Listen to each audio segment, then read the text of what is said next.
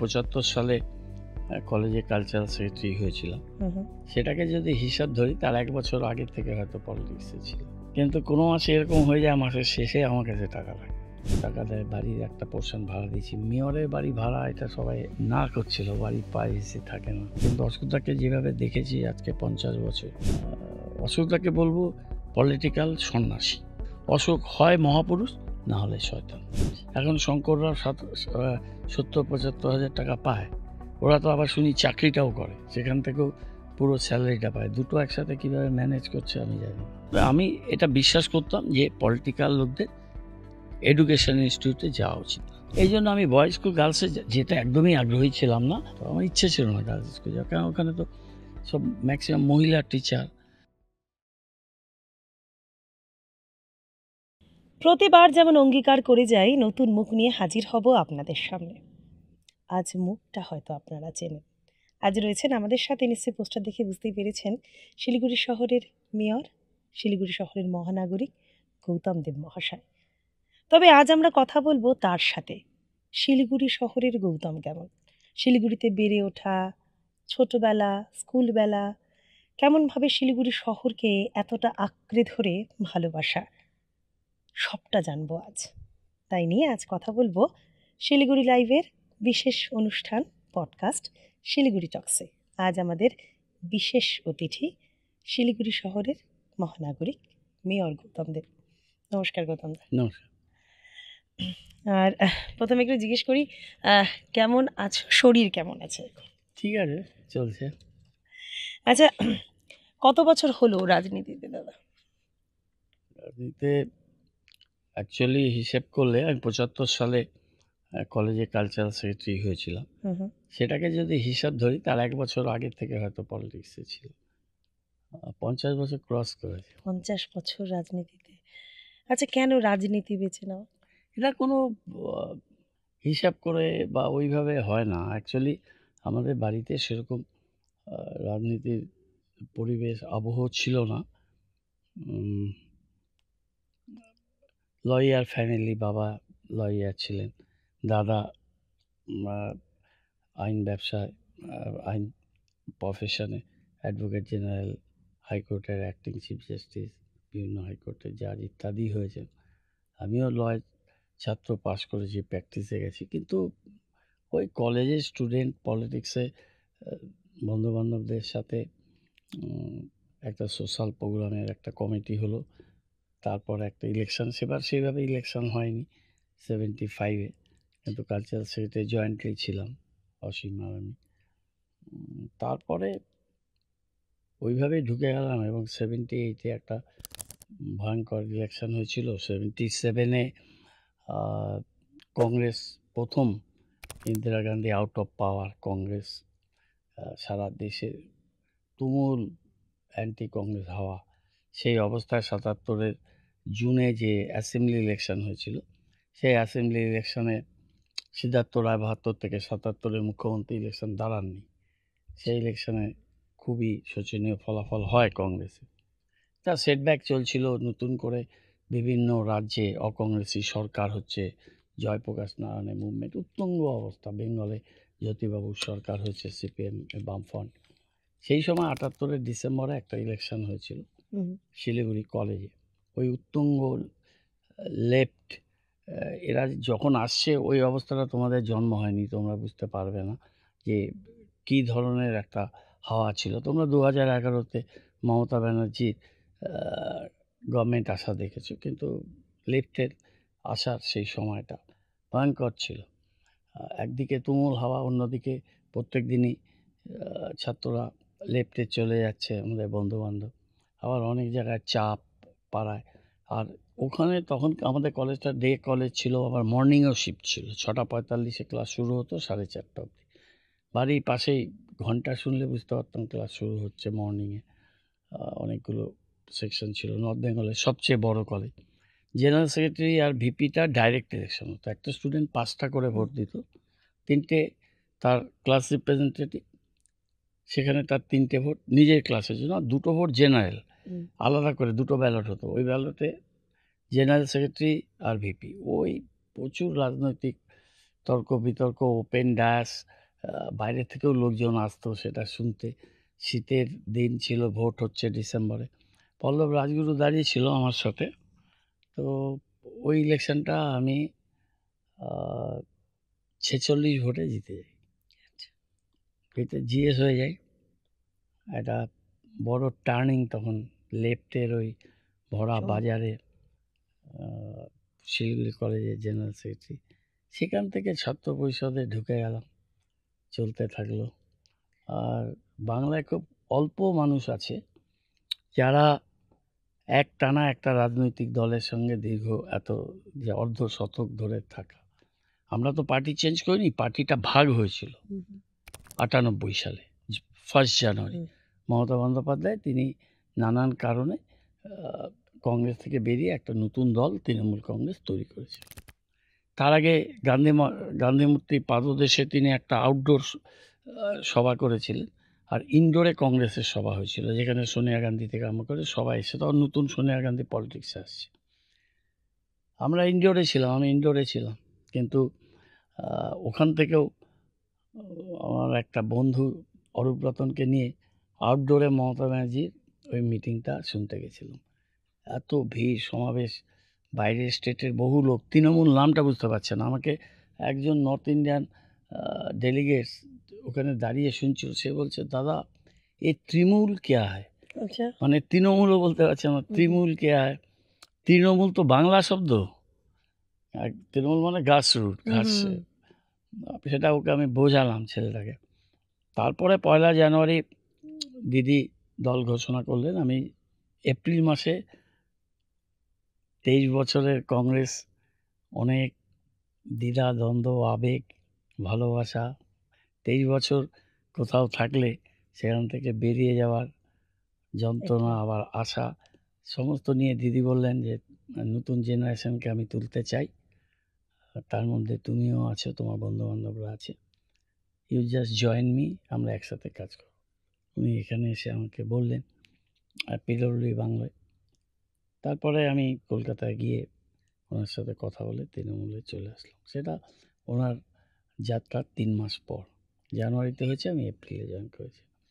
তারপর থেকে তৃণমূলেই আছি। সুতরাং কংগ্রেস ভাগের সময় আমরা তৃণমূলে এসেছি। তো মূল তো কংগ্রেস থেকে এসছে, একটা রাইটিস্ট পলিটিক্স, অ্যান্টি গভর্নমেন্ট। এখানে আমরা জানতাম না মমতা ব্যানার্জি মুখ্যমন্ত্রী হবেন, আর আমি 10 বছর মন্ত্রী থাকব। একটা এমএলএ ইলেকশন হেরে যাওয়ার দিন দিদি আমাকে ফোন করলেন, তোমাকে কাজে লাগাবো, ডোন্ট গেট আপসেট, তুমি শিলিগুড়ি থেকে দাঁড়ালে ভালো করতে, কেন ওখানে দাঁড়াতে গেলে? আমার জায়গা ছিল, 10 বছর জিতেছি, সুতরাং ওখান থেকে আমি বেরিয়ে আসতে চাইনি। ঠিক আছে, আমাকে বোর্ড অফ অ্যাডমিনিস্ট্রেশনের চেয়ারম্যান করে দিলেন উনি। যেদিন টেক ওভার করছি ফোন করলেন, তোমার মন খারাপ নাকি? কোনোটাই ছোটো কাজ না, এই কাজটা ভালো করে করো। তখন আমি ভাবলাম যে আমি হেরে গেছি। হেরে গেলে কেউ পলিটিক্সে তার পুনর্বাসনের জন্য অতটা চিন্তিত থাকে না, কিন্তু দিদি আমাকে কাজে লাগাতে চাইছিলেন। উনি 7 তারিখে মেয়ের শপথ নিয়েছিলেন এই লাস্ট ইলেকশনে। তা উনি শপথ নেওয়ার 2 দিন আগে 5 তারিখে আমি কর্পোরেশনের বোর্ড অফ অ্যাডমিনিস্ট্রেশনের চেয়ারম্যান হয়ে কর্পোরেশনে কাজ করলাম, তারপরে মেয়র হয়েছে। এরা কোনো পূর্ব পরিকল্পিত ছিল না। কলেজে খেলার ছলে কখন ঢুকে গিয়ে এর মধ্যে একদম আকণ্ঠ নিমজ্জিত হয়ে গেলাম, সেটা বোঝা যায়নি। সেটা করতে করতে এই জায়গাটায় চলে আসলাম। আচ্ছা দাদা, বাড়িতে তো একটা, যদি বলি, একটা অন্যরকম পরিবেশ। রাজনীতির সাথে কারো দূর দূরান্ত অবধি কোনো সম্পর্ক নেই। সেখানে রাজনীতিকে নিয়ে ভবিষ্যতে এগিয়ে যাওয়া, রাজনীতি করা, সেটাকে বাড়ির লোক কিভাবে নিয়েছিল? এটা খুব অনিশ্চিত জীবনযাত্রা ছিল। বাড়িতে দাদা সবসময়, দাদা স্টুডেন্ট পার্টি অল্প বিস্তর করেছিলেন হয়তো, কারণ দাদাই ফাদার ফিগার ছিলেন আমার কাছে। কেননা আমি বাড়ির সবচেয়ে ছোট ছিলাম, 6 দিদি, 2 ভাই আমরা। দাদা আমার থেকে 14 বছরের বড় ছিল, সুতরাং একদম বাবার রোলটা ছিল, প্রচুর শাসন ছিল। মার কাছে কিছুটা প্রশ্রয় আশ্রয় পেতাম, কিন্তু বাড়ির সবাই চাইতো যে প্রফেশনে ভালো হোক, প্রফেশনটায় যাক, নিজের প্র্যাকটিসটা করুক। লিগালে আমি চাকরির অনেক আমাকে সেই সময় বলেছে আমার এক মামা ছিলেন, পেয়ারলেসের নাম্বার 2 ছিলেন, বহু ছেলেকে এখানে চাকরি দিচ্ছে, বললো ল অফিসার হয়ে আমাদের জয়েন কর। তা আমি বললাম যে আমি চাকরি করব না। বাড়িতে দাদা কিছুদিন চাকরি করতে হয়েছিল, কিন্তু ছেড়ে প্রফেশনে। সেটা কোন চাকরি? এটা ছিল পেয়ারলেসে ল অফিসারের বলেছিল আমাকে। তাই আমি বললাম আমি করবো না। তো ঠিক আছে, সুবীর দাশগুপ্ত ছিল, মামা মারা গেছে, মনে আছে আমার বাড়িতে। তা করলাম না। তো প্রফেশনে চলে গিয়ে মন দিতে পারছিলাম না। সতেজবাবু ছিলেন খুব বড় লয়ার, ওর মেয়ে এখন জাজ কলকাতা হাইকোর্টের, শম্পা। তো করতে পারলাম না সেটা। তখন খুব অনিশ্চিত ছিল, দল যদি পাওয়ারে না আসতো, আমরা জানতাম না আসবে 2011। ভাবতে হবে যে 74 থেকে 2011 হয়ে গেল 26 আর 11, 37 বছর। 37 বছর তো অপোজিশনেই ছিল। তো খুবই স্ট্রাগল ছিল। তখন বিয়ে করেছে, সংসার হচ্ছে, দাদার সাপোর্ট নিয়ে তো চলা যায় না। একটা বাস ছিল দাদার সাথে, দেখতে পারতাম না, ওটা বিক্রি করে দিতে হলো। এরকম নানা মজার মজার ঘটনা আছে, এগুলো বলতে গেলে একটু শুনি আমরা। কিন্তু খুব স্ট্রাগল ছিল। তখনকার স্ট্রাগলের দিনের মধ্যে সবচেয়ে বেশি কি মনে পড়ে, যে তখন মনে হয়েছে একবারও যে ব্যাক আউট করে আসবো, বা ওটা কোনোদিন মনে হয়নি। কিন্তু অ্যাকচুয়ালি সংসার চালাতে গিয়ে মাসের শেষে কিভাবে চলবে, কোথার থেকে এই টাকাটা দিয়ে এটা ম্যানেজ করব, যখন দাদার সাথে একসাথেই থাকতাম। আমার একটু শরীর খারাপ হলো, দাদা আবার নিয়ে গিয়ে ওখানে রাখলো, কিন্তু বাকি পরে ফিরে আসলাম পেছন দিকটা একই বাড়ির ইয়েতে, ক্যাম্পাসে। তখন খুব অসুবিধার মধ্যে দিন কাটাতে হয়েছে এই আর্থিক দিক থেকে। ওটা আমাদের একটা মজা ছিল। এখনও মানুষ ঠিক বিশ্বাস করবে না, কিন্তু কোনো মাসে এরকম হয়ে যায় মাসের শেষে আমার কাছে টাকা লাগে। তখন somehow I have to manage it. তো এটা মনে হয় আমার লেখাই আছে লাইফে, যে এইভাবেই চলবে। আমি তো কর্পোরেশন থেকে কোনো টাকাও নিই না, ওই পয়সাটা আমি স্টুডেন্ট মানে রিলিফ ফান্ডে দিয়ে দিই। অল্প টাকা পেনশন আমরা পাই, অশোক দাদা বেশি পায়, কারণ 4 বারের এমএলএ, 5 বারের এমএলএ, আমি 2 বারের এমএলএ, কম পাই। ও টাকা দিয়ে কিছু হয় না। ওই বাধ্য হয়ে একটু আরবিট্রেশনের কাজ করছি, প্রফেশনের কাজ। একটা ফরেন ব্যাংক আছে, তাদের আরবিট্রেশনের কাজ করছি লাস্ট 2-3 বছর ধরে। তারা ভালো প্রফেশনাল ফিস দেয়। আচ্ছা, সেটা ভালো টাকা, মোটামুটি সচ্ছল। সেই টাকাটা পাই। কিছুটা কাজের জন্য ব্যাঙ্গালোরেও গেছি, এবার হয়তো লখনৌয়ে যাব আরবিট্রেশন করতে। কলকাতাতে করি, ওখানে অনেক সময় ভার্চুয়ালি করি কোনো জায়গা থেকে।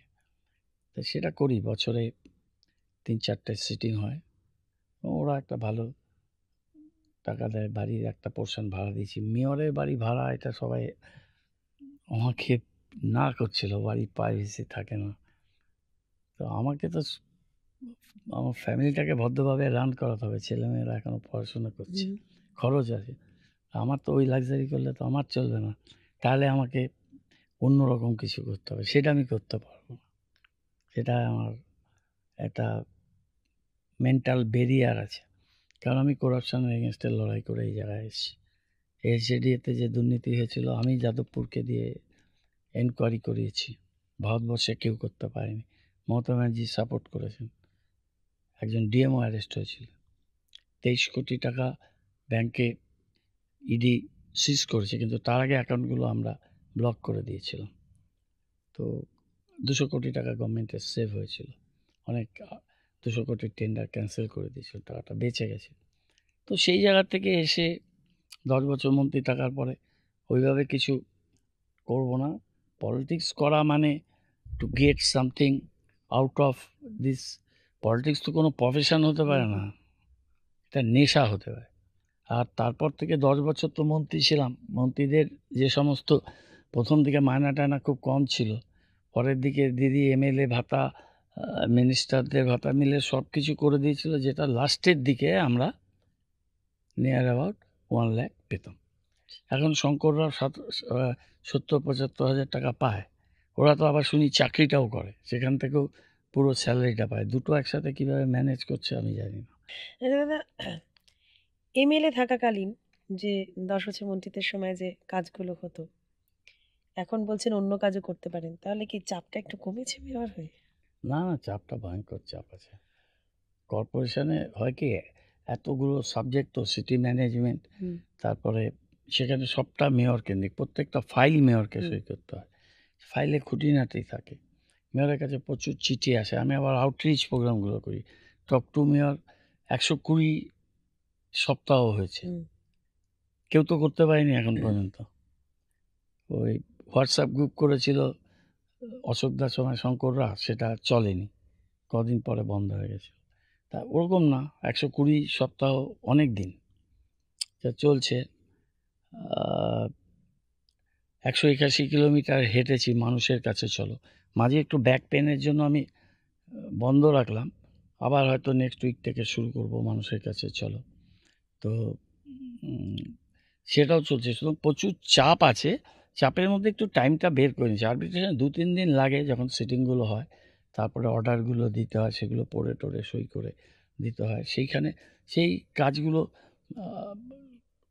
সন্ধ্যাবেলা করি, রাত্রেবেলা করি, এক্সট্রা কাজ করতে হয়। সেটা তো কেউ অত বুঝতে পারে না। কোর্টে মুভ করলে বুঝতে পারতো। একসময় ভেবেছিলাম যে জলপাইগুড়ি হাইকোর্টে যাব। অনেক সিনিয়র লয়াররা বা যারা প্রফেশনে এস্টাবলিশড বাংলায়, তাদের মধ্যে অনেকে বলেছিলেন এসো আমরা একসাথে আমাদের সাথে কাজ করি। 2-4 জন 5 জন হাইকোর্ট জাজ যারা বেঞ্চে আছেন চেনে আমাকে, তারা বললো আসুন করুন বা করো। আমি বললাম এখন খুব শাইনেস আছে। বললো তা কোনো ব্যাপার না, 2-4টা মুভ করলেই ব্যাপারটা সেই জড়তাটা কেটে যাবে। সব জায়গাতেই হয়। প্রথম ডায়াসিং করার সময় আমরা লাস্টে দেয়ালের দিকে তাকিয়ে বক্তৃতা করতাম, সামনে ছেলে মেয়েরা কোয়েট কলেজে, তখন হাত পা কাঁপতো, এরকম অবস্থা হতো। পরে তো কলেজের এমন কিছু এক্সপিরিয়েন্স একটু শুনি, যখন রাজনীতিতে একদম নতুন পদক্ষেপ, তো এমন কোনো স্মৃতি মনে পড়ে কলেজের, যখন, আচ্ছা যদি বলি যে প্রথম বক্তৃতা দেওয়ার দিন কলেজের সামনে দাঁড়িয়ে? প্রথম বক্তৃতা কলেজে একটা বড় বক্তৃতা, একটা ফ্রেশার্স ওয়েলকামে দিয়েছিলাম আমি। সেটা হচ্ছে তখন ওটাকে বলতো 11 নম্বর হল মনে হয়, 11 কি 5 হবে। সেটা হচ্ছে লাইব্রেরির নিচের ঘরটা, 4 নম্বর বড় রুমটা। বড় রুমটা। ওই রুমটা দিয়েছিলাম বক্তৃতাটা, ছোটোখাটো লিখে আগে দেখে টেকে এসেছিলাম, তারপরে মোটামুটিভাবে কোনো মতে বক্তৃতাটা দিয়েছিলাম।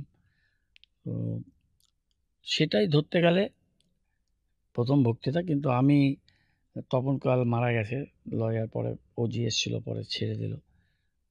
আরও 3-4 জন আমরা রীতিমতো আমাদের কলেজ ক্যান্টিনে বা হোস্টেলে ঘরে আমরা টুকটাক নিজেদের মধ্যে প্র্যাকটিস করতাম এইগুলো বলাটা। এটা খুব মজার ছিল। তখন আমরা অনেক সিরিয়াস ছিলাম।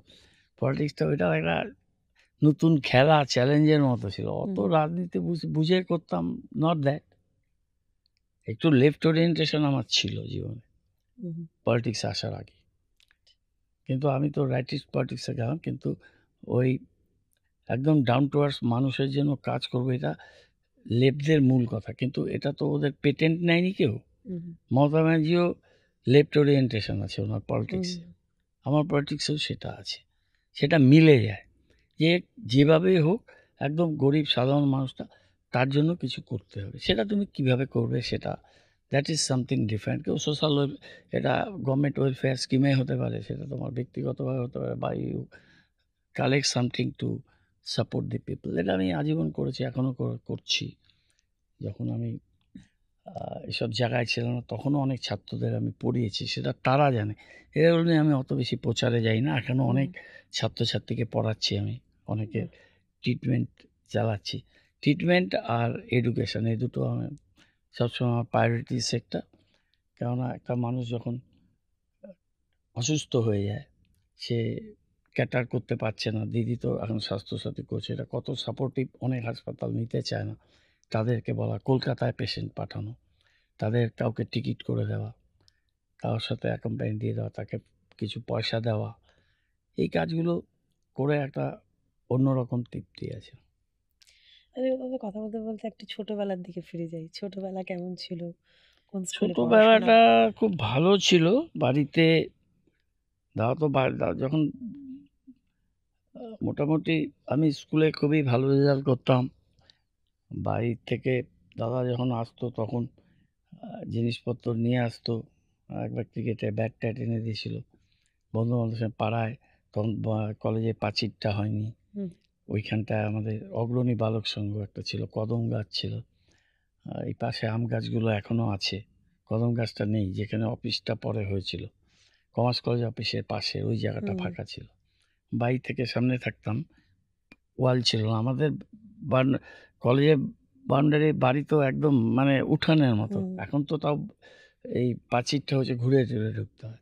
ওখানে চলে যেতাম, ওখানেই আমরা খেলাধুলো করতাম। স্কুলে যাওয়া, খেলা টেলা। প্রভাতবাবু ছিলেন আমাদের কমার্সের টিচার, কিন্তু খেলাধুলোটা দেখতেন ঠিক আমার পাশের বাড়িতে ভাড়া ছিলেন, পরে বাড়িটা কেনে মারা গেছেন। প্রভাতবাবু আমাদের মাঝে মাঝে পিকনিকে নিয়ে যেত পাড়ার লোকের সঙ্গে। 1-2 বার গেলাম। দুধিয়া ওই হ্যাঙ্গিং ব্রিজটা, দুধিয়া না, ওটা মানে মৌরাগুন্না। হ্যাঙ্গিং ব্রিজটা তখন আমাদের কাছে ওটাই ছিল সুইজারল্যান্ডের মতো, বাইরে গেছি। কুল গাছ ছিল স্কুলে। ছোটবেলার একদম যদি স্কুল বলি, প্রাইমারি সেকশন কোন স্কুলে? বয়েজ? আমার বয়েজের থেকে বয়েজে পড়েছি। আমি ক্লাস 2তে ভর্তি হয়েছিলাম বয়েজ। ক্লাস 2 থেকে আমাদের তখন পেছন দিকে কাঠের বাড়িটা ছিল, ওটাতে আমাদের প্রাইমারিটা হতো, সেকেন্ডারিটা সামনে ছিল। ক্লাস 2 থেকে আমাদের তো 11 ছিল। 11 পর্যন্ত বয়েজ স্কুলে পড়েছি। স্কুলে শান্ত ছিল গৌতম দেব নাকি খুব ডানপিটে? না না, একেবারে শান্ত, ইন্ট্রোভার্ট টাইপের এরকমই ছিলাম আমরা। আমি দাদা শুনেছি ওই টাইপেরই ছিলেন। ক্লাস ক্যাপ্টেন কয়েকবার হয়েছি, কিন্তু একটা ওরকম সপ্রতিভ, ছটপটে, ফরওয়ার্ড ওরকম ছিলাম না। পড়াশোনা, রেজাল্ট তখন ক্লাসে বয়েজ স্কুলে ফার্স্ট হওয়া মানে অনেক বছরই হতো। আমার সাথে যারা হতো, কম্পিটিশান হতো, তারা কেউ ডাক্তার, 2-3 জন সিএ। আমি সেই লেভেলটায় যেতেই পারিনি। সেটা হয়তো আমার মধ্যে সেই অতখানি ব্যাপারটা হয়তো ছিল না, ওদের ভিতরে ছিল, যেটা ওরা পরে করতে পেরেছে, করতে পারিনি। সেটা একটা, এখন তো আর ফিরে কিছু করা সম্ভব না। বা প্রফেশনে খুব বড় একটা লয়ার হওয়া, যাকে এক নামে চিনবে, প্রচুর ব্রিফ থাকবে, বিজি থাকবে, প্রচুর ক্লায়েন্ট থাকবে, 20টা জুনিয়র নিয়ে ঘুরবো, সেগুলো একসময় ভেবেছিলাম যে চেষ্টা করব, কিন্তু লাইনটা ডাইভার্ট হয়ে গেল। এটাও খুব চড়াই উতরাই ছিল, কারণ যে পরিবেশ, যে আবহাওয়া, আমাদের বাড়িটা মোটামুটি একাডেমিক, তারপর প্রফেশন, নিজেদের কাজ, এই বৃত্তটা ছিল। সেখান থেকে বেরিয়ে সম্পূর্ণ অনিশ্চিত একটা, যেখানে কোনো সেটেলমেন্ট নেই, কোনো কিচ্ছু নেই, জানি না কালকে কী হবে। 4 বার মার খেয়ে মরতে মরতে বেঁচে গেছি 98 সালে, 2010-এ লাস্ট। তার আগে মিছিল যে কালকে যেমন হচ্ছিল, আইন অমান্য করতে গিয়ে পুলিশের ব্যাপক লাঠিচার্জ, জয়মণি ভবনের পিছনে পালাতে গিয়ে পড়ে গেলাম, আমার উপর দিয়ে মানুষ চলে গেল। এইসব অনেক ঘটনা আছে, অনেকে জানে অনেকে জানে না। তো অত স্ট্রাগল ছিল সেটার মধ্যে। পুলিশের মার খেয়ে পিঠে প্রচুর দাগ হয়ে গেল, ব্যথা, বাড়িতে বলতে পারছি না। শ্যামাদার কাছে গেলাম, আমাদের পাড়ায় থাকতো শ্যামাপদ ব্যানার্জি, এখনও বেঁচে আছেন সার্জেন। উনি চন্দনে বিচির মতো ছোট ছোট একটা ফাইল দিলেন, আমরা 2টো করে খাও তুমি। এত ভালো ছিল ওষুধটা, 2 দিনেই পিঠের ব্যথা অনেকটা রিলিফড হয়ে গেল। চাকা চাকা হয়ে গেছিলো পুলিশের লাঠি। বাড়ি সেই সময় কতই বা বয়স হবে তখন, কলেজে বোধহয় ফার্স্ট ইয়ার সেকেন্ড ইয়ারে পড়ি, এরকম হবে।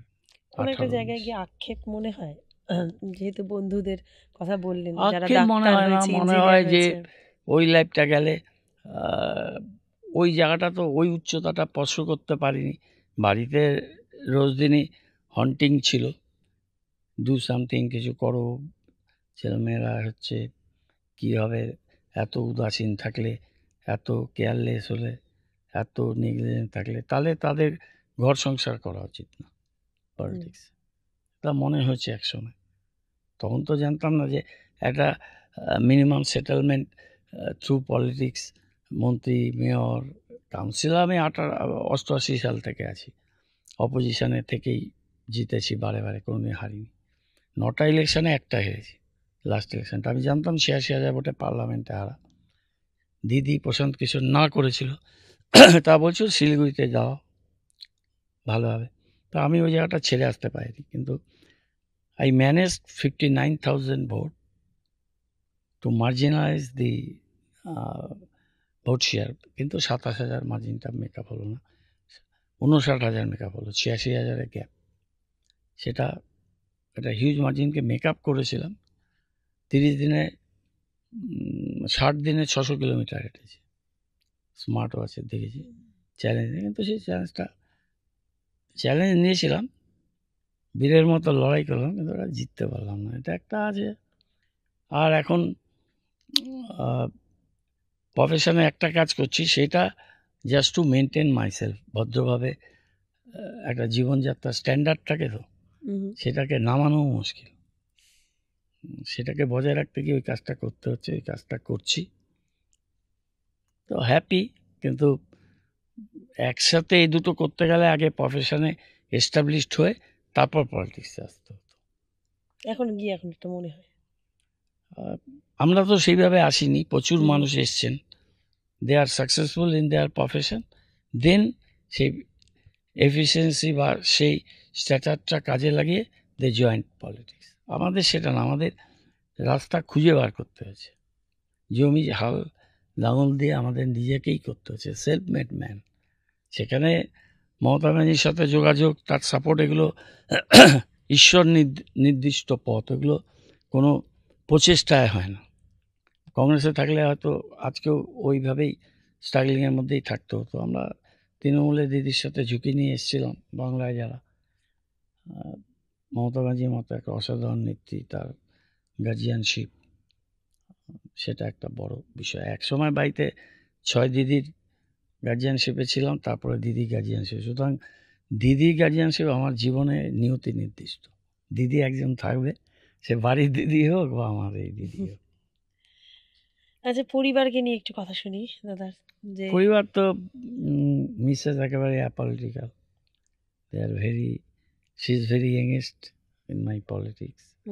বুঝতে পারে না স্ট্যান্ডার্ড স্ট্যাটাসটা, ছেড়ে দিতে বলে, ছেড়ে দিয়ে বাড়ি ফিরে আসলে হয়তো অনেক বেশি সময় দেওয়া যাবে, সময় দিতে পারি না, সেটা তার আক্ষেপ থাকে। চেষ্টা করা যায় অনেকটা, কিন্তু হয়তো প্রত্যাশা পূর্ণ হয় না। কিন্তু সেভাবেই 90-তে বিয়ে হয়েছে, 35 বছর কেটে গেছে। এখন তো এটা একটা অভ্যাসের মতো হয়ে গেছে। মেয়ে একটু মেধাবী, ও স্কুলে ভালো ডিবেট ইত্যাদি করতো, ইন্ডিপেন্ডেন্ট, আত্মমর্যাদা, একটা ভ্যালু বেসড, কিন্তু কালচারাল, যে কোনো প্রোগ্রাম করতে চায়, প্রোগ্রামে লিড করতে চায়, একটা লিডারশিপ দেওয়া ইনহেরেন্ট একটা ক্যাপাসিটি ওর মধ্যে আছে। বাবার থেকে এটা বাবা মনে কি লিডারশিপ বাবা থেকে পেয়েছে, বাড়ি থেকে পেয়েছে না কোথা থেকে আমি জানি না। সেইভাবে তো পলিটিক্সের থেকে বহু দূর, কোনো ইন্টারেস্ট নেই, খুব একটা আলোচনাও করে বলে মনে হয় না। যেগুলো করে সেগুলো অনেকটাই ডাক্তার ফ্র্যাটার্নিটি আছে, ডাক্তারদের নিয়ে আমাদের তো গ্যাংটকে যত গন্ডগোলের মতো চলছিল অনেক, তখন তার কন্ট্রারি অনেক ওপিনিয়ন এসছে, কিন্তু সেটাও সোশ্যাল মিডিয়ায় যায়নি অনেকের মতো। কিন্তু বাবাকে অনেক বিদ্ধ করেছে, সেটার অ্যান্সার আমি আমার মতো করে দেওয়ার চেষ্টা করেছি। কিন্তু মেয়ে সেন্ট জোসেফসে পড়েছে মাটিগাড়ায়, তারপরে অশোক হলে পড়েছে 2 বছর। চেষ্টা করেছি, তখন তো আমি কোনো জায়গায় ছিলাম না, কিন্তু মেয়েকে কলকাতায় অশোক হলে পড়েছি। ও পিজিতে থাকতো, নিরামিষ পিজি খেয়ে বাসে করে স্কুলের সামনে গিয়ে আকাশে কোচিং করে ফিরে আসা, প্রচুর স্ট্রাগল ছিল, করেছে। করে সেন্ট জেভিয়ার্সে 1 বছর মাইক্রোবায়োলজি বিএসসিতে ভর্তি হয়েছিল, বায়োলজিতে 100 পেয়েছিল, ন্যাশনাল স্কলার। তারপর ওটা ছেড়ে দিয়ে জয়েন্টের চেষ্টা করে ন্যাশনাল মেডিকেল কলেজ করলো, তারপরে পিজি নিট দিয়ে সেন্ট জনস ব্যাঙ্গালোর, এমডি তো হয়ে গেল কদিন আগে, 65% নিয়ে এমডি কমপ্লিট করেছে। এখন এসআরশিপ করবে, দুটো জায়গায় হয়ে গেছে।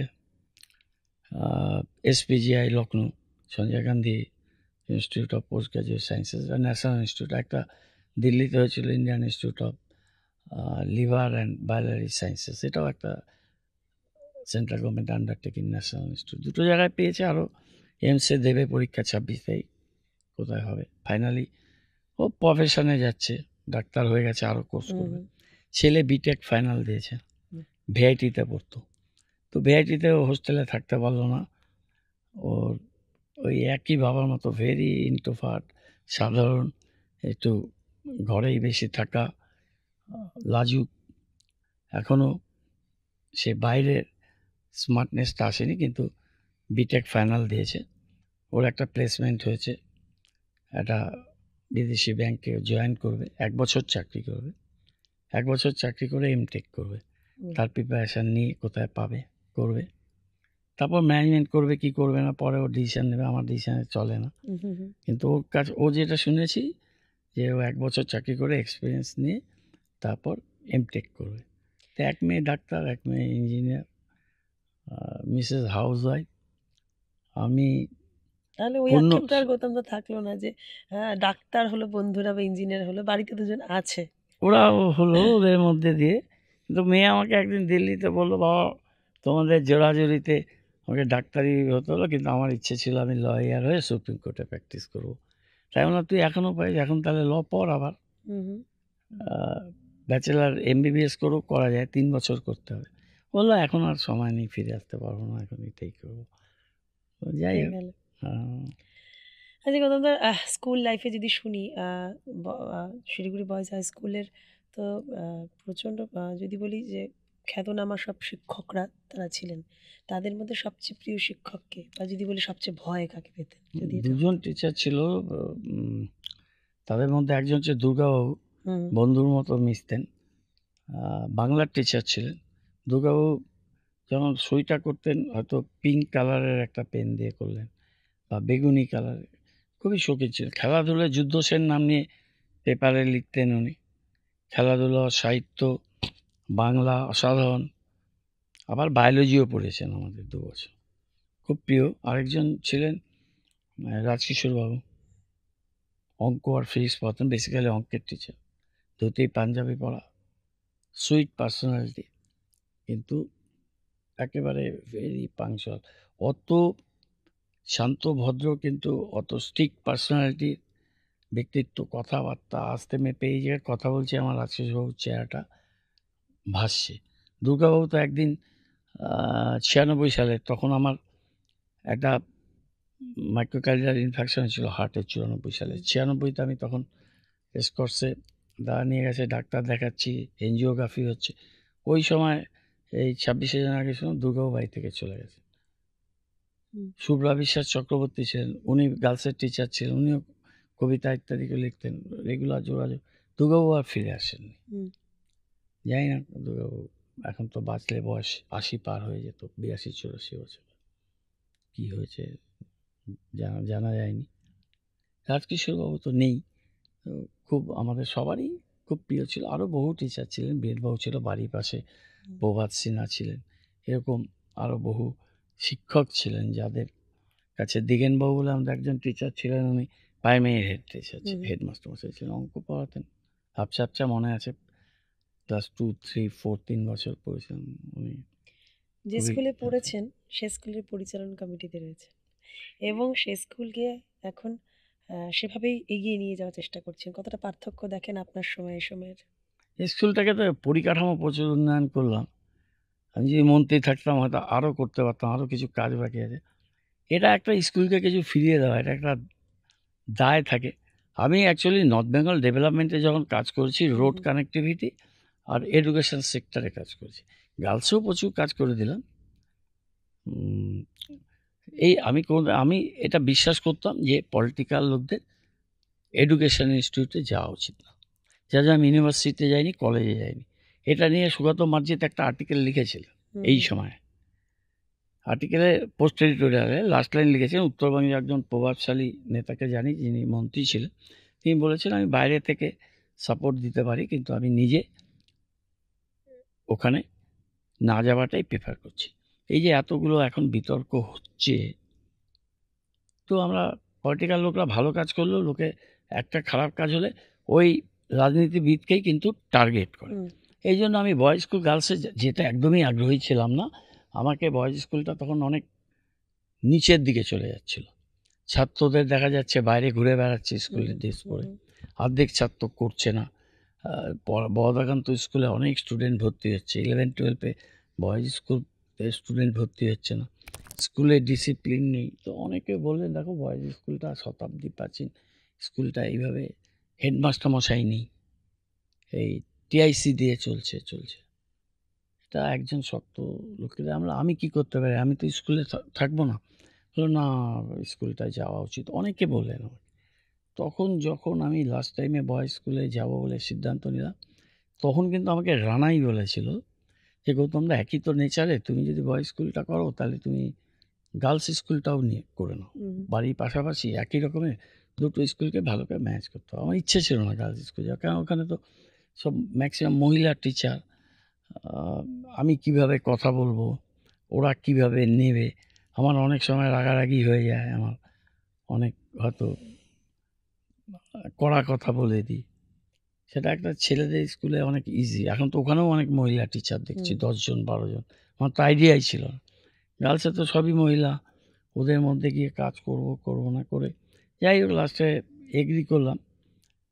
আমাকে যখন প্রপোজালগুলো যাচ্ছে, আমাকে মন্ত্রী জিজ্ঞেস করেছিলেন, পার্থ চ্যাটার্জি ছিলেন আমার সঙ্গে, খুবই ভালো সখ্যতা ছিল, আমাকে ভাইয়ের মতো স্নেহ করতেন। পার্থতা কী হয়েছে আই ডোন্ট নো, কিন্তু পার্থতা তো আমার কাছে এক কাপ চাও খাইনি, অনেক মানুষকে আমরা চাকরি দিয়েছি, অনেক সাপোর্ট করেছি থ্রু পার্থ চ্যাটার্জি। সেটা তো না বললে মিথ্যা কথা হবে। অশোক দেব আমাদের ছাত্র জীবনের একদম একটা প্যারামাউন্টের একটা চকিতে শুয়ে অশোকদা জীবন কাটালো।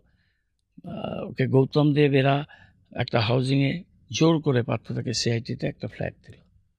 সৈফুদ্দিন চৌধুরী দিল্লিতে বললো তুমি একটা ফ্ল্যাটে তোমার থাকা উচিত। পার্থদা অশোকদা নিয়ে ওটা ওর ভাই অজয়কে দিয়ে দিল, অজয় ফ্যামিলি নিয়ে ওখানে থাকে। অশোকদেব ওই প্যারামাউন্টের একটা চকি, পাশে মাইতিদা থাকতো, লয়ার মাইতিদা মানে এখন মারাই গেছে, মাইতিদা পাশে ঘরটায় থাকতো। একদিন আমি প্যারামাউন্টে ছিলাম, ওটা একটা লজ, রাত্রি সামনের দিকে ছিলাম, 12:30 একটা, মহাত্মা গান্ধী রোডের উপর পূরবী সিনেমার পাশে। ও গুরু অশোকদা, রাত্রি 12টা 1টার সময় ছেলেরা ডাকছে, নিচে পঞ্চা বলে একটা লোক দরজা খুলে দিল, এ কাঠের সিঁড়ি দিয়ে লোক উঠছে 4তলা ছাদের উপর। অশোকদা আমি সাইডে, একদিন থেকে আমি নমস্কার করে চলে গেছি, এখানে থাকলে রাত্রে ঘুমানো মুশকিল। 12:30 1টা অবধি ছাত্ররা আসতো, অশোকদা এই ভারে চা খাওয়াতো, আর স্কটল্যান্ডে বঙ্গবাসী পাশে দাঁড়িয়ে একটা কাগজে ব্যাখ্যা করে লিখে দিচ্ছে কার ভর্তি কার কি। সেই লোকটা যখন এই কসবা এই ল কলেজটায় এত বিতর্কে জড়িয়ে গেল, এবং অশোকদার একটা আনন্দবাজারে দেখলাম বড় আর্টিকেল বেরিয়েছে, সেটা আমরা তো আর বেশি কিছু বলতে পারছি না, কিন্তু অশোকদাকে যেভাবে দেখেছি আজকে 50 বছর, অশোকদাকে বলবো পলিটিক্যাল সন্ন্যাসী। এটা রাজনৈতিক সন্ন্যাসী মানুষ, তার ব্যক্তিগত জীবনে বিয়ে করেনি, কিছু করেনি, কোনো নেশা নেই। আমাকে জয়ন্তদা একদিন বলেছিলেন, অশোকদা কন্টেম্পোরারি আমাদের ছাত্র যুবক মমতা ব্যানার্জির লিডার ছিলেন, এখন দল করেন, উনি বললো অশোকের কোনো নেশা নেই, কিছু নেই, মানুষের কোনো একটা দিকে তো থাকে। অশোক হয় মহাপুরুষ, না হলে শয়তান, এর মাঝামাঝি অশোককে কোনো টার্ম দেওয়া যাবে না। আজকে এটা অনেক দিন পর কলকাতায় বসে কোনো জায়গায় বললে এটা হেডলাইন হয়ে যেত বাংলায়। তো যাই হোক, এটা আলোচনার মধ্যে বললাম। তো ওদের দেখেছি যে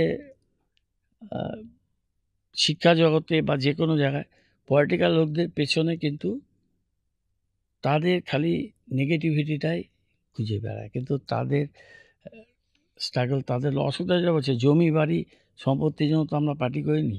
আমি তো সে একই কথা বলতে পারি, এসবের জন্য পার্টি করিনি। যেটুকুন অর্জন করেছি সেটা নিজের প্রফেশনে সৎভাবে। এখনও আমাদের ফাঁসি দেওয়ার কাছে প্রায় 100 বিঘা জমি, আমি সেদিন গেছিলাম গোয়ালটলিতে, হাইওয়ের পাশে এসে গেছে জমিটা, আমি ওখানে যাচ্ছি না, আজকে প্রায় 30 বছর পরে গেলাম।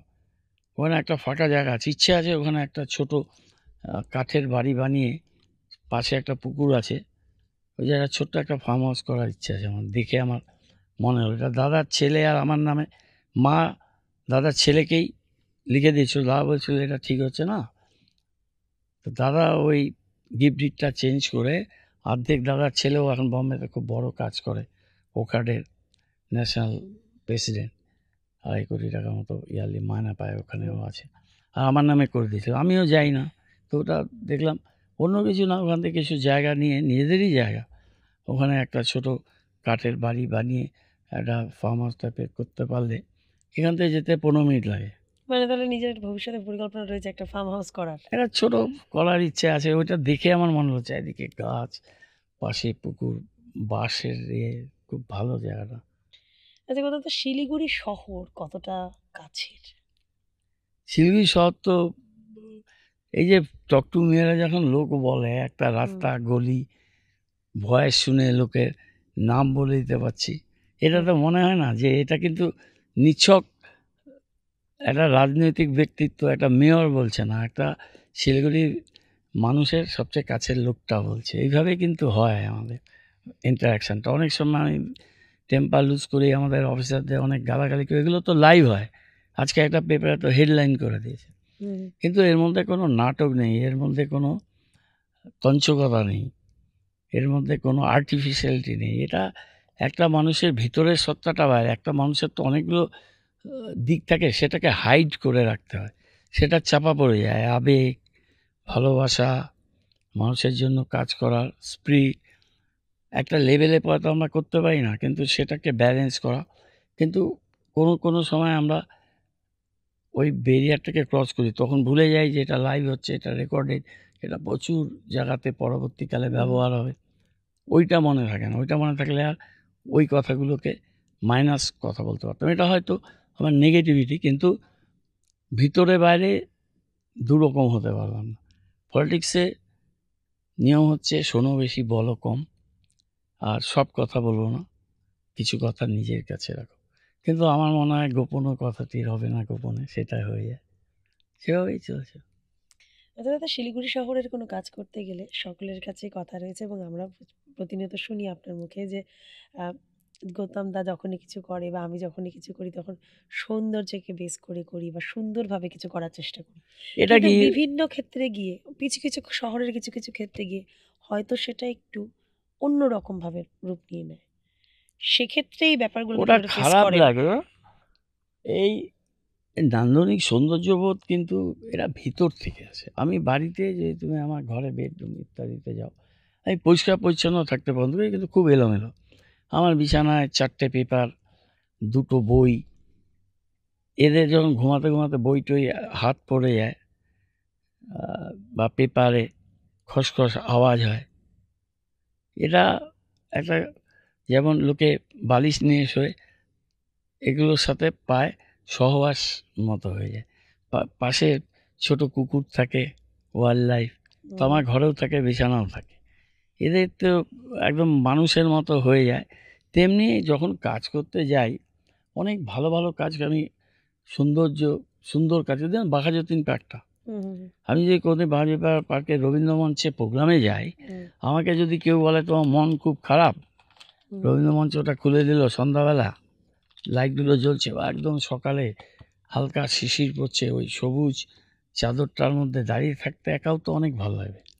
সেরকম উত্তরকন্যা, এটা মমতা ব্যানার্জি বলেই সম্ভব। পিডব্লিউডিকে না দিয়ে আমাকে যেই দপ্তরে মন্ত্রী তাকে দিয়েছিল, তখন আমার ইঞ্জিনিয়ার ছিল না, বলেছিল তারা যে একটা অনভিজ্ঞ মানুষকে দিয়ে তুমি ব্র্যান্ড সেক্রেটারিয়েট করছো, ভারতবর্ষের প্রথম, কি হবে, জায়গাটা কি ব্যাপার, কেউ কিছু দেখেনি, যা হবে ওর থেকে বুঝবো। এই যে আস্থা বিশ্বাসটা ছিল, দিদি যখন উত্তরকন্যায় গিয়ে বলেন আমার যদি কলকাতায় এরকম একটা সেক্রেটারি থাকতো তাহলে আমি বাড়িতেই যেতাম না, এত প্রিয় আমার এই জায়গাটা, আমি বারে বারে ফিরে আসি শান্তির খোঁজে। এখানে কন্যাশ্রীতে থাকে আর উত্তরকন্যায় মিটিং করেন, ওখানে ঘরটা, সামনে বাগানটা, পেছনের লন, এগুলো কিন্তু ফুলবাড়ির সব সেলফ হেল্প গ্রুপের মেয়েরা তাদের টেন্ড আপ করে করা। আমার তো আইডিয়া ছিল না। চুনার দে আর অনিন্দবাবু ইঞ্জিনিয়ার এখন দার্জিলিংয়ে আছে, এরা করলো কলকাতা থেকে গাড়ি ভর্তি এই গাছগুলো নিয়ে এসে রাতারাতি বানালাম, এটা করলাম। এরকম ট্যুরিজমে অনেক কাজ করলাম। নর্থ বেঙ্গল ডেভেলপমেন্ট, আমার একটা কলেজ বা স্কুলের বিল্ডিং যখন করব, ওর ল্যান্ডস্কেপ, গাছ লাগানো, ওর রং, ওর ডিজাইন কেমন হবে। এই যে আমাদের পাশের বিল্ডিংটা, আমাদের যে মিটিং রুমটা আগস্টের 15 তারিখে কাউন্সিল হল, তা অ্যাসেম্বলি আর কলকাতা কর্পোরেশনের সংমিশ্রণে হচ্ছে। মানে কলকাতার একটা দুটোর পর একটা বেস্ট হবে। যদি অশোকদা প্রিন্ট লেভেলটা না তুলে যেত, আমি 7 তলা বিল্ডিং করতাম আর 200 ক্যাপাসিটির হল করতাম। হলটা আরও বড়, আরও সুন্দর, আরও গ্যালারি ট্যালারি দিয়ে করতে পারতাম। কিন্তু এখন যে কম্পোনেন্টস দিয়ে করছি, one of the best in India হবে। এই যে মিটিং রুমে থাকছি, তারপরে ওই মিটিং রুমটা হবে, এই মিটিং রুমটাও থাকবে। এইটা হচ্ছে কাজের ডিফারেন্স। আমাদের পাশের বিল্ডিংটা থেকে আমরা একটা গ্যান্ট্রি করছি, ওই বিল্ডিং থেকে এই বিল্ডিংয়ে যাওয়া যাবে মাঝখানের ওই রাস্তাটা ক্যালকাটা কর্পোরেশনে আছে।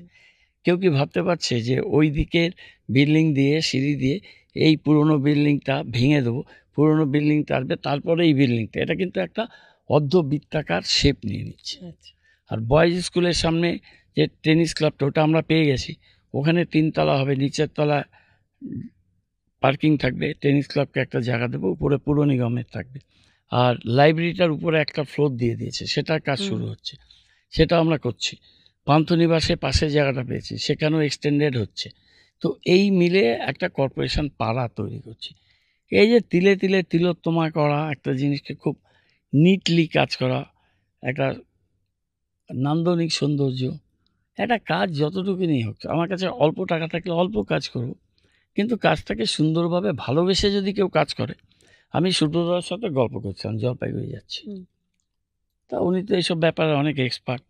বলছিলাম, বলে সূর্যদাকে বললাম চলুন না একটু উত্তরকন্যাটা হচ্ছে, আপনি দেখে যান। তখন বললো, গৌতম উত্তরকন্যাটা কিন্তু আমার দেখা হয়ে গেছে। আমি বললাম কীভাবে, আপনি তো কখন গেছিলেন নাকি এরকম? না, তুই যে আবেগ নিয়ে আমাকে প্রায় আধা ঘন্টা ধরে উত্তরকন্যার গল্প শোনাচ্ছিস, তাতে আমি বুঝতে পারছি তুই ইঞ্জিনিয়ার না, তুই আর্কিটেক্ট না, কিন্তু এত প্যাশন নিয়ে কাজটা করলে কাজটা ভালো হতে বাধ্য। হ্যাঁ, সুব্রত মুখার্জির মতো সারা বিশ্ব ঘোরা মানুষ, উনি তো সারা পৃথিবী ঘুরেছেন। আটলান্টিকা যেতে পারেনি বলে আক্ষেপ ছিল, সেটাও ঘুরে এসছে। আফ্রিকার ভিতরেও বহুবার ঘুরেছে, এত জায়গা ঘুরেছে, ইন্ডিয়াতে খুব কম লোক আছে। তো সেই ব্যক্তিটা যখন বলল, আমার ভালো লাগলো। এবং উদ্বোধনের দিন মমতা বন্দ্যোপাধ্যায়, সে ওয়াজ সো হ্যাপি, এবং সেই হ্যাপিনেসটা চলছে ওই জায়গাটা যাচ্ছিল। এটা হয়তো ভিতর থেকেই ছিল, এটা একটা ইনহেরেন্ট ব্যাপার। এটা তো আমাদের বাড়িতে কেউ এই লাইনে ছিল না, পারিবারিকভাবে তো আসেনি। শিলিগুড়ি শহরকে ছোটোর থেকে দেখেছেন, একদম ছোটোর থেকে। শিলিগুড়ি শহরের সে কাল আর এই কাল কতটা পার্থক্য দেখেন? অনেক পার্থক্য আছে। শিলিগুড়িকে প্ল্যান্ড হয়তো করা হয়নি। এটা অশোকদার হাতে প্রচুর সময় ছিল, সুযোগ ছিল। একটা সরকার 34-35 বছর ছিল, উনি আরও 6 বছর ছিলেন, 40 বছর। 20 বছর দপ্তরের মন্ত্রী, এসডিএর চেয়ারম্যান, তারপরে আরও 6 বছর মেয়র, 6 বছর এমএলএ, 5 বছর মেয়র। এই যে দীর্ঘকালের মধ্যে উনি সরকারেই থেকেছেন বহু সময়। এই আনপ্ল্যান্ড সিটিটা হতে দিলেন, রাস্তা দখল হলো, ফুটপাত দখল হলো, নদীগুলো মরে গেল, নদীর পাশে খাটাল হলো, বিকল্প রাস্তা নেই, মানুষের চলাচল রুদ্ধ হলো। এরা অশোকদা যদি উনি তো সিটি প্ল্যানিংয়ে ছিলেন, ইউডিএমের মিনিস্টার 20 বছর, এসজেডিএর চেয়ারম্যান, সারা বিশ্বের বহু জায়গায় গেছে, আমরা তো কোথাও যেতে পারিনি। দিদি বেশি জায়গায় যেতে দেয় না আমাদের, ভুটানে নিয়ে গেল, বাংলাদেশে পাঠালো, আর কোথাও যেতেই পেলাম না। কিন্তু অশোকদা তো গেছে। তা ওনারা এই দৈন্যতা ছিল কেন জানি না। শিলিগুড়ি জলপাইগুড়ি রোডটা কিন্তু আমি বানিয়েছি, অল্টারনেটিভ রোডটা। দেখবে রাস্তার ধার দিয়ে যেতে যেতে সন্ধ্যাবেলায় কতটা সুন্দর লাগে। রন্দামালি পাশ দিয়ে, চা বাগানের পাশ দিয়ে, রাস্তায় ক্যাটসাই লাগানো, একটা গেলেই তো বোঝা যায় একটা বিদেশি অন্য দৃষ্টিভঙ্গি নিয়ে বানানো। তখন আমার ডিপার্টমেন্টের টাকাই ছিল না, স্পেশাল বিআরজিএফে বেঁচে গেছে টাকা, দিদিকে বলে নিয়ে 180 কোটি টাকা দিয়ে ওটা বানানো। আমার কাছে মাত্র 34 কোটি টাকা ছিল, পিডব্লিউডি টাকা দিল, সব মিলে পরে এত সুন্দর একটা বিকল্প রাস্তা। এরকম নর্থ বেঙ্গলে বহু জায়গায় করেছি, বহু ব্রিজ করেছি, বহু কলেজ করেছি। নর্থ বেঙ্গলে এতগুলো কাজ করার পরেও, শিলিগুড়িতে এতগুলো কাজ করার পরেও এমন কোনো কথা বা এমন কোনো মুমেন্ট রয়েছে যে কথাটা এখনো কানে বাজে এবং মন খুব ব্যথিত হয়? মন ব্যথিত হয় যে শিলিগুড়িতে আরও যত আমি কাজ করতে পারতাম, হুম। যখন ফুল সুইংয়ে কাজ করছি, যখন ডিসিশন মেকিং আমার কাছে ফান্ড, সেই সময় শিলিগুড়ির এখানে জনপ্রতিনিধিরা ম্যাক্সিমাম আমাদের ছিল না, হুম। এবং তারা আমাকে সেইভাবে মোটিভেট করে শিলিগুড়ির বেসিক নিডের অনেক কাজগুলো আমার করতে পারিনি। এখন যখন সেগুলো কাজ করতে যাচ্ছি তখন অনেক অসুবিধা, টাকা পয়সার অসুবিধা, পরিকল্পনা, কিন্তু আমি পরিকল্পনাগুলো করে দিয়ে যাচ্ছি। ১,১২০০ কোটি টাকার প্রজেক্ট আমার চলছে। ইউজি কেবেল, জলের লাইন, আন্ডারগ্রাউন্ড গ্যাস বাড়িতে, মাস ট্রান্সপোর্ট সিস্টেম, অল্টারনেটিভ রোড, অনেকগুলো করছি। অনেকগুলো রাইটস বা অন্য সংস্থাকে দিয়ে প্রজেক্ট রিপোর্ট পর্যন্ত করে দিচ্ছি। আমার পরে কেউ আসলে তারা যাতে কাগজ পায়, তারা যাতে একটা দিশা পায়, একটা ভিশন ডকুমেন্টস করে দিচ্ছি। উত্তরবঙ্গ উন্নয়নে আমি ভিশন ডকুমেন্টস তৈরি করেছিলাম উত্তরবঙ্গের ইন্টেলেকচুয়ালদের দিয়ে। ডেস্টিনেশন ভাইব্রেন্ট নর্থ বেঙ্গল বইটা এখনও আছে, যার পরিকল্পনাগুলো দিদি অ্যাপ্রুভ করেছিলেন। প্রথম মিটিংয়ে 584 কোটি টাকা স্যাংশন হয়েছিল 200 কোটি টাকার বাজেটের একটা দপ্তরে। তার 70% কাজ হয়েছে, 30% কাজ হয়নি। তার সাথে শিলিগুড়ির 10টা বড় কাজ যুক্ত করতে হবে। 2-4টা কাজ আমি করে দিলাম, 5-6টা ব্রিজ আমি করে দিয়েছি শিলিগুড়ি। তো আরও অনেক কাজ করতে হবে, যেটা আমি হয়তো এই 27-এর মধ্যে করতে পারবো না, সেটা নিয়ে আক্ষেপ আছে। রাজনীতিতে সবচেয়ে বড় উপলব্ধি কি? সবচেয়ে বড় উপলব্ধি হচ্ছে রাজনীতি, আমাকে অনেকে বলেছিলেন পলিটিক্স ইজ ভেরি আনকাইন্ড। তুমি পলিটিক্সের কাছে কিছু প্রাপ্তি আশা করো না, সবসময় এটাই আশা করো যে লাঞ্ছনা, যন্ত্রণা, ব্যথা, বেদনা এগুলো থাকবে, সেগুলোকে নিয়েই কাজ করতে হবে। দিনের শেষে আয়নার সামনে দাঁড়িয়ে যাতে বোঝা যায় you are honest to the purpose, এবং তুমি নিজের কাছে সৎ আছো তোমার কাজে। সেটা থাকলে একটা জব স্যাটিসফ্যাকশান থাকে। আমার মাঝে মাঝে আমি লাগাম ছাড়া কথা বলে দিই এই কারণে, আমার জব স্যাটিসফ্যাকশানটা যখন না হয়, আমি যেই পারফেকশন লেভেলে কাজটা করতে চাই, আমি একজন অ্যাচিভার, যখন আমি ওই অ্যাচিভমেন্টটা করতে পারছি না, ধরো আমি একটা পর্বতের আমি এক্সপিডিশন করছি, আমার লক্ষ্য আছে ওই সিংহগিরিটা আমি পৌঁছাতে হবে।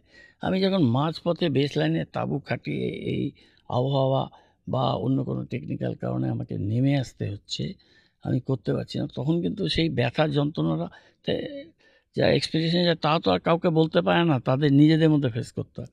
আমাদের সে আরোহণের জায়গাটায় যারা সাথী, যারা সাপোর্টিভ, তাদেরকে নিয়ে করতে গিয়েও যখন আমি সেই কাজটা করতে পারছি না, তখন যে ভেতরের আবেগটা সেটা বাইরে কথার মধ্যে দিয়ে বেরোচ্ছে, সেটাকে বোঝার ক্ষমতা, সেই গভীরতা, সেই অন্তর্দৃষ্টি এখানকার সাংবাদিক কুলের নেই, আমি তাদের কাছে আশাও করি না। সুতরাং তারা সেটাকে তাদের মতো করে সেলেবল প্রোডাক্ট করে দেয়। It is not such that level. এগুলো কথা তো আজকে এগুলো বলছি, তোমার এখানে রেকর্ডিং থাকলে পরে রেকর্ডটা আমাকে দিয়ে দিলে এটা আমার হয়তো অন্য কাজে লাগবে, এটা হতে পারে। আচ্ছা, পরবর্তীতে রাজনৈতিক জীবনে আর কি করতে চান? আমার মনে হয় সেই আরএসএসের ভদ্রলোক, ওই আমাদের সঙ্গ পরিচালক, ওনার নামটা কি, মোহন ভাগবত।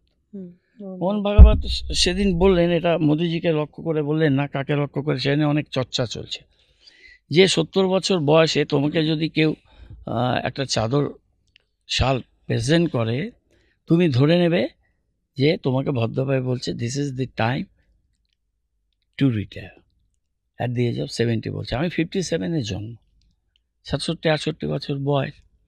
আজকে আমি গেলাম সিএর মিটিংয়ে, ওরা আমাকে একটা শাল প্রেজেন্ট করলো, তো শালটা নিয়ে আমি ভাবলাম ওদেরকে বলি, পরে ভাবলাম যে এটা বলা ঠিক হবে না, আরএসএসের সঙ্গপ্রধান তিনি বলছেন আর আমি তাকে কোট করে বলছি যে এটাকে আমাকে বিদায় সম্বর্ধনায় জানাচ্ছে কি না, সেটা না, রাজনীতিতে রিটায়ারমেন্ট বলে কিছু নেই।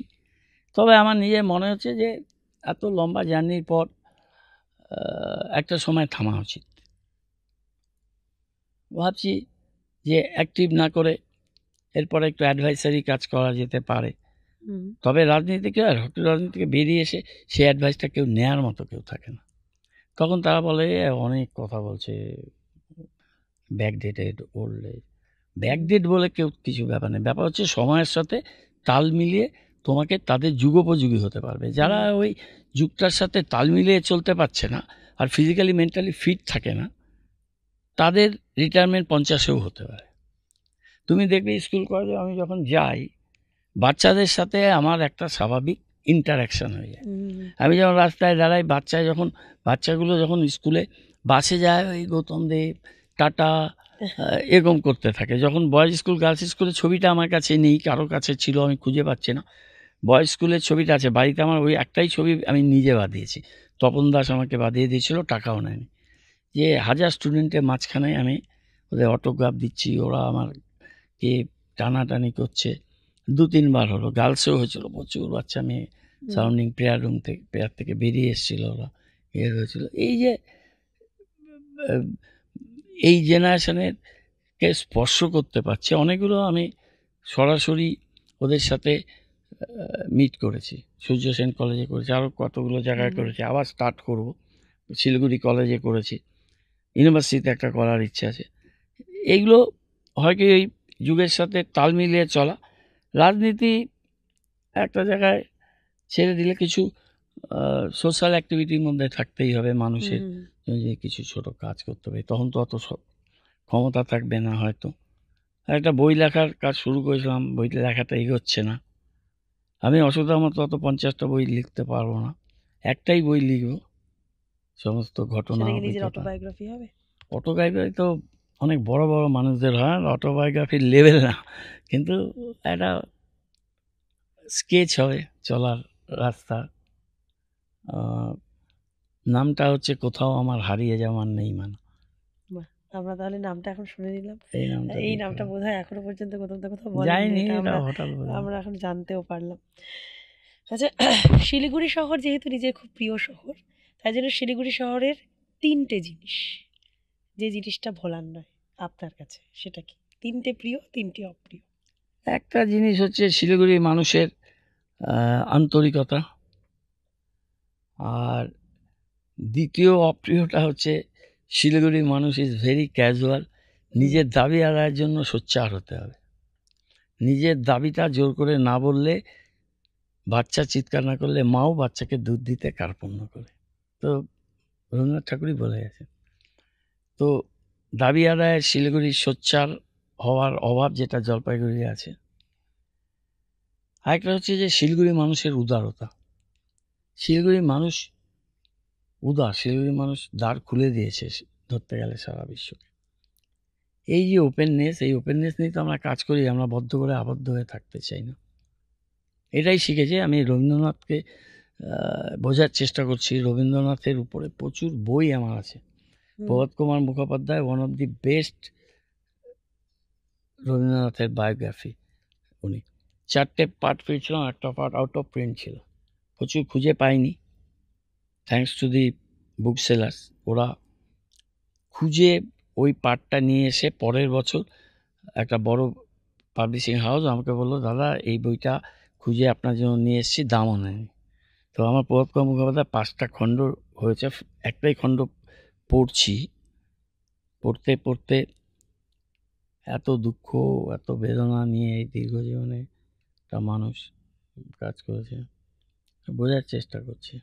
রবীন্দ্রনাথের সবচেয়ে প্রিয় যদি কবিতার বা লাইন বলি, হয়তো সব কবিতা নেই, রবীন্দ্রনাথের গানগুলোই আমার কাছে এখন হয়েছে। আমি সঞ্চয়িতাটা ভালো করে পড়বো, গীতবিতানের উপরে বেস করছি। আমার ওই গানটা খুব ভালো লাগে রবীন্দ্রনাথের। একটা হচ্ছে আমার মাথা নত করে দাও হে তোমার। এই কথাটা ছত্রে ছত্রে আছে যে পলিটিশিয়ানরা যেভাবে নিজের ঢাক পিটিয়ে নিজে করে, সেটা উনি বলছে যে এই আত্মপ্রচার করে নিজেকে অপমান করো না। এটা রবীন্দ্রনাথ লিখে দিয়ে গেছেন তার লেখার মধ্যে এই এই গানটা। আরেকটা আমার আকাশ ভরা সূর্যতারা। আকাশ ভরা সূর্যতারাটা যখন হয় দেবব্রত বিশ্বাসের গলা, তখন মনে হচ্ছে যে সারা প্রকৃতির মাঝখানে দাঁড়িয়ে আছি, দিক চক্রবালে সূর্যটা অস্ত যাচ্ছে, তার ওই রক্তিম আভা পাহাড়ের গায়ে ঠিকরে বেরোচ্ছে, গাছগুলো দাঁড়িয়ে আছে, পাশ দিয়ে হয়তো গোল গোল করে নদী বয়ে যাচ্ছে। এই যে বিশালতা, এটা আমার খুব প্রিয়। আরেকটা আমার ডিএলআই গান খুব প্রিয়, সেটা হচ্ছে ধনধান্য পুষ্পবালা। আজকে যদি আমাদের বেঙ্গলের সং দিদি যেটা করেছেন সেটা না হতো, রবীন্দ্রনাথ না হতেন, তাহলে আমার মনে হয় ধনধান্য পুষ্পভরা এটা আমাদের বাংলার রাজ্য সঙ্গীত তো হতেই পারত। যদি বলি বাড়ির লোকের প্রভাব তো একটা থাকে, আপনার দাদার কথা শুনলাম, দাদার প্রচুর একটা প্রভাব রয়েছে জীবনে। মুখ্যমন্ত্রী মমতা বন্দ্যোপাধ্যায়ের প্রভাব জীবনে কতটা, প্রতি পদক্ষেপে কতটা অ্যাডভাইস দেন? আমি দিদিকে যে ল্যাঙ্গুয়েজে টেক্সট করতে পারি, যে কথা বলতে পারি, আমার মনে হয় পশ্চিমবঙ্গে সুব্রত মুখার্জি ছাড়া খুব কম লোকই হয়তো বলতে পারে। দিদি আমাকে সেটা অ্যালাউ করে, এবং একটা ওয়েভলেন্থ থাকে না। উনি আমাদের যখন আমরা সফরে যাই, আমি দিদির পেছনে থাকি, অনেক সময় হয়তো একটা কথা আমি পেছন থেকে কিন্তু ওই পয়েন্টটা আস্তে করে বললাম। কোনদিন দিদি আমাকে বলেননি আমি মমতা ব্যানার্জি বলছি, তুমি পেছন থেকে কেন বলছো, কোনদিন বলেন। ওই শব্দটাকে উনি ক্যাচ করে নিয়ে সাপ্লিমেন্ট করেছেন। ওনার লেখা যে কাগজগুলো নিয়ে আসেন, উনি ওগুলো আমাকে, নাহলে আমার বাড়িতে 50টা আছে, দিয়ে গেছেন, যেটা তুমি দেখো, তৈরি করেছেন আমাদের। তো উনি যখন কোনো অ্যাডমিনিস্ট্রেটিভ মিটিংয়ে একটা বিষয় উঠলো, এডুকেশন নিয়ে প্রণয়িতা বললো, এই কৃষ্ণ দাসের মেয়ে, জেলা পরিষদে দিল্লিতে পড়াশোনা করেছে, এডুকেশনে জলপাইগুড়িতে খারাপ হচ্ছে এটা বলেছে অ্যাডমিনিস্ট্রেটিভ মিটিং। দিদি আমার দিকে তাকাচ্ছেন, কিন্তু ওইটা পয়েন্টটা বলতেন হয়তো অন্যভাবে। আমি বুঝলাম কি বলতে চায়। আমি এডুকেশনে জলপাইগুড়ি আমাদের এই জোনে কী করেছি, ব্যাপারটা কী, ওটা যখন আমি প্রায় 8-10 মিনিট বললাম, দিদি তখন বলতে স্টার্ট করলেন। আমাকে ডিএম বললেন, স্যার আপনি খুব ভালো সাপ্লাই। এইটা আমাদের মধ্যে চলতে থাকে, একটা না, প্রচুর মিটিংয়ে এটা হয়েছে। আর দিদির কাছে অনেক প্রশংসাও পেয়েছি, অনেক গাইডেন্স পেয়েছি। 2-1বার উনি রেগে গেছেন, সেটাও ব্যক্ত করছেন, কিন্তু দিদি বলেছেন যে আমাকে একজন চিফ সেক্রেটারি বলেছে, your minister is very meticulous, এবং সে খুব তাড়াতাড়ি ব্যাপারগুলো রপ্ত করতে পেরেছে। উনি বলেছিলেন যে আমি শুধু চিফ সেক্রেটারি নয়, উনি খুব বড় জায়গায় চলে গেছিলেন পর থেকে, আরও 7-8 জন ডিএমদের কাছে জিজ্ঞেস করেছি, তারা একই কথা বলেছে। আমার খুব ভালো লেগেছে, আমার সহকর্মী সেই জায়গাটায় অ্যাচিভ করছে। এই যে মমতা ব্যানার্জি সবার সামনে বলা, এই প্রশংসা করা, এই সাপোর্ট দেওয়া, প্রথম নতুন মন্ত্রী, উত্তর উন্নয়ন পর্ষদের মিটিং, নানা রকম অপোজিশন থেকে আসছে, যেভাবে দিদি এটাকে গার্ড করছিল আমাকে, মানে প্রথম খেলতে নামলে যেমন বড় প্লেয়ার জুনিয়র প্লেয়ারটাকে সাপোর্ট দেয়, গার্ড করে, একটা ভালো জোনে বল পাস করে, ঠিক সেইভাবে সাপোর্টিভ, এটা অসাধারণ মমতা ব্যানার্জি।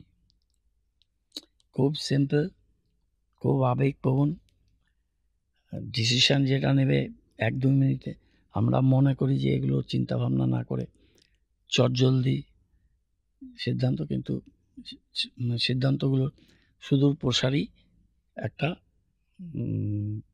প্রভাব করে যাচ্ছে, বহু প্রভাব আছে ম্যাক্সিমাম।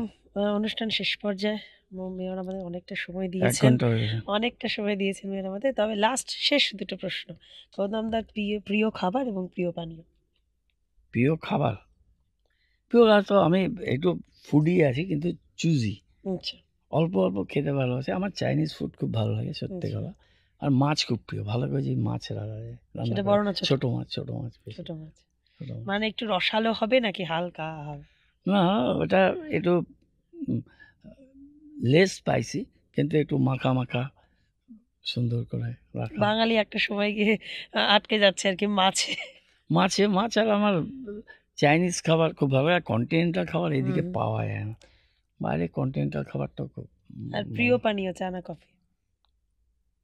চা কফি বাড়িতে ক্লাস 8, 9, 10 অবধি বাড়িতে খেতেই দেয়নি। হুম এখন তো চাটা মানে আমার অভ্যাসে পরিণত হয়েছে। হুম। ব্ল্যাক কফি আমার ভালো লাগে, কিন্তু ভেরি লেস খাই, অত পাওয়া যায় না, খাওয়া যায় না। চাটা খাই, কিন্তু আমার ভালো দার্জিলিং টি পছন্দ। কিন্তু সেই চাটা 2 মিনিট না 3 মিনিট ভেজাতে হবে, কতটা চা দিতে হবে, জলটা কতটা গরম করতে হবে, আর জলটা মিনারেল ওয়াটার। এই যে কম্বিনেশন, এটা বাড়িতে আমার সিকিউরিটিরা বানিয়ে দেয়। Most of the time Mrs বাইরে থাকে। চা বানানোটা একটা শিল্প, সেটা পারে না, পাতাটা পুড়িয়ে দেয় বেশি করে। আর ওরা তো ওই টি পটে ওইভাবে মিনিট দিয়ে এগুলো করা আছে, ওগুলো ওরা এই নোহাগুলো জানে না। ভাবছি একটু টেন্ড আপ করে দিলে চাটা একটু ভালো খেতে হবে। চা তো প্রিয়। আর একদম অনুষ্ঠানের শেষ পর্যায়ে শহরবাসীর উদ্দেশ্যে, যারা অনুষ্ঠান দেখছেন তাদের উদ্দেশ্যে কি বলবেন? তাদের উদ্দেশ্যে বলবো, সবাই ভালো থাকুন, আনন্দে থাকুন, নিজের শহরকে ভালোবাসুন, প্রতিবেশীদের প্রতি, পরিবারের সাথে সাথে একটু যত্নবান হন। এবং আমরা যদি সবাইকে দোষারোপ না করে সবাই মিলে যদি একটা ভালোর দিকে, উচ্চতার দিকে, উন্নয়নের দিকে, সুন্দরের দিকে, সুন্দর কি, সুন্দর মানে তো শিব, সুন্দর মানে হচ্ছে সত্যি, সেই সুন্দরকে ভালোবাসলে সত্যিকে ভালোবাসা হয়, আর সত্যিকে ভালোবাসা হলে ঈশ্বরের কাছেও পৌঁছানো যায়। আজ কথা বললাম শিলিগুড়ির মহানাগরিক মেয়র গৌতম দেবের সাথে। জানলাম শিলিগুড়ি শহরের গৌতম দাকে, তার ছোটবেলা, তার স্ট্রাগল, কি হতে চেয়েছিলেন সবটা। আবারও নতুন মুখ নিয়ে হাজির হয়ে যাবো আপনাদের সামনে। ততক্ষণের জন্য বিদায় দিন আমাকে। নমস্কার।